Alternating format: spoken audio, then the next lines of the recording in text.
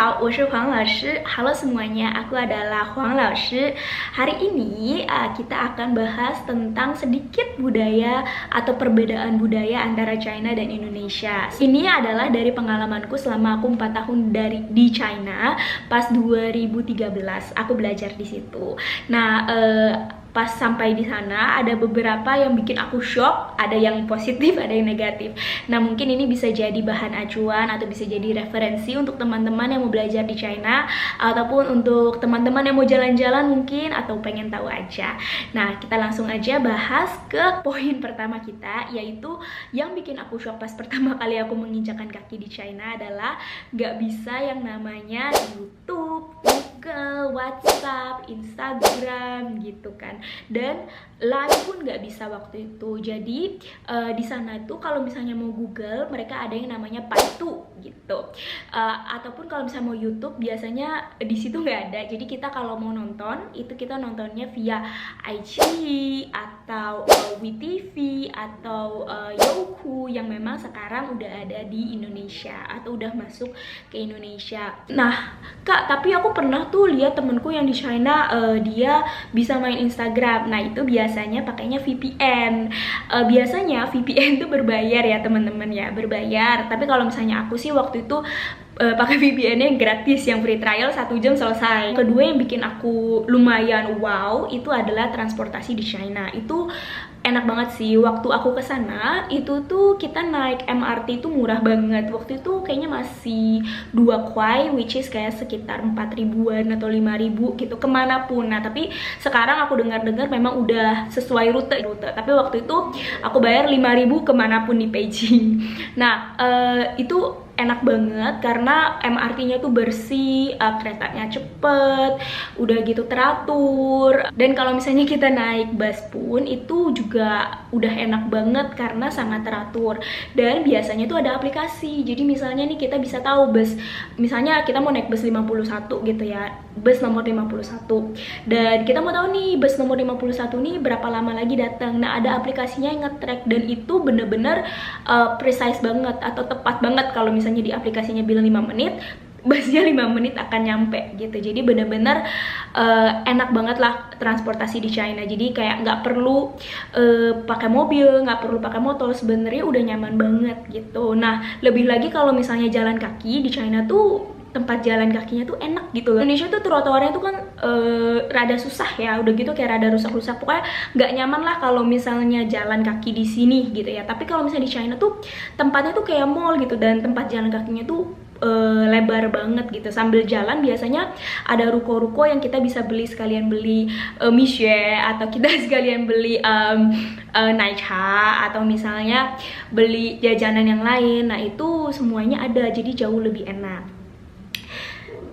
Nah, yang ketiga yang bikin aku shock itu adalah porsi makannya nih, yang porsi makan kuli banget. Jadi waktu itu pas aku kesana beli 9 kuai ya, kurang lebih sekitar 20-an ribu, itu dapat nasi goreng yang kayak banyak banget, yang aku sendiri nggak bakal habis gitu. Jadi dan makanannya itu jauh lebih berminyak dibandingkan di Indonesia. Apalagi kalau di Beijing ya, Beijing aja kalian kalau misalnya pesen sayur rebus itu akan dilumuti atau dilapisi dengan minyak, biasanya minyak wijen biar supaya dia lebih gurih. Tapi kan untuk teman-teman cewek yang mau diet atau mau jaga kesehatan kan memang rada nggak sehat ya gitu. Nah, jadi itu mungkin yang harus di keep in mind juga. Yang keempat yang bikin aku lumayan shock itu adalah harga sampo, sabun, ataupun make up, kosmetik itu biasanya jauh lebih mahal dibandingin harga Indo.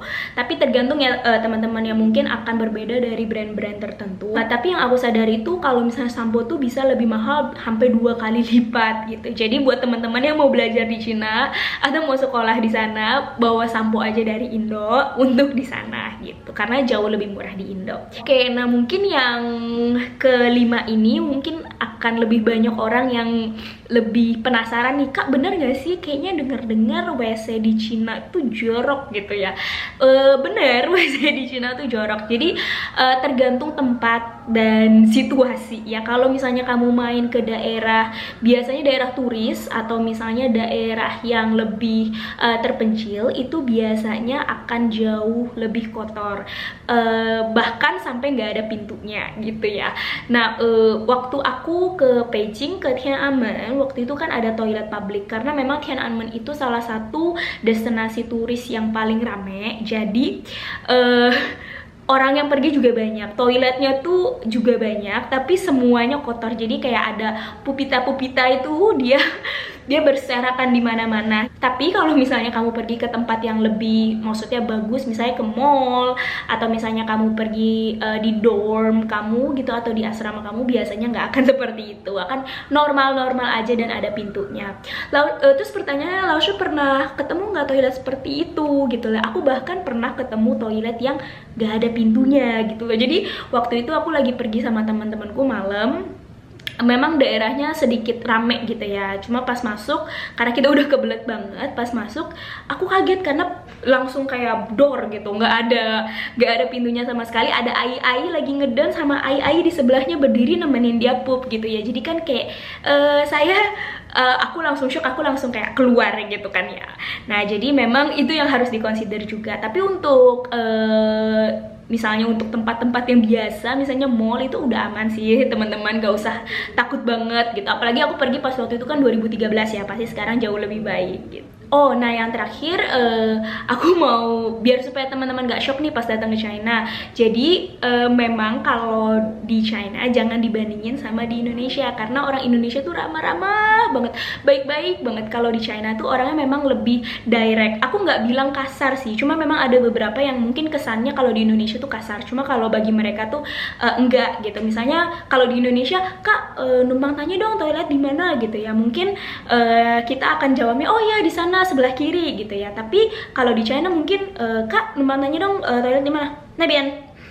Ya mungkin akan begitu jawabnya gitu. Jadi jangan kaget kalau lo kok galak banget gitu ya, karena kamu bayangin aja ya, kalau kamu jadi airport itu, orang China kan banyak ya. Kalau dalam satu hari ada kayak 1000 orang yang nanyain kamu toilet di mana, ya kamu coba sana gitu doang ya kan. Nah, tapi nggak semuanya seperti itu. Teman-temanku, aku banyak teman-teman yang dari China, mereka nggak kayak gitu kok.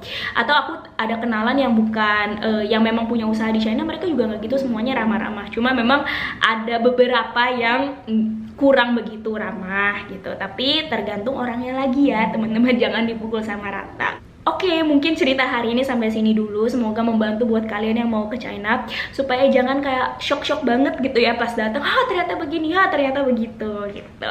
Semoga video ini membantu kalian semua. Kalau misalnya ada pertanyaan, silahkan komen di bawah ya, aku akan balas bisa mungkin. Oke, bye, 再见.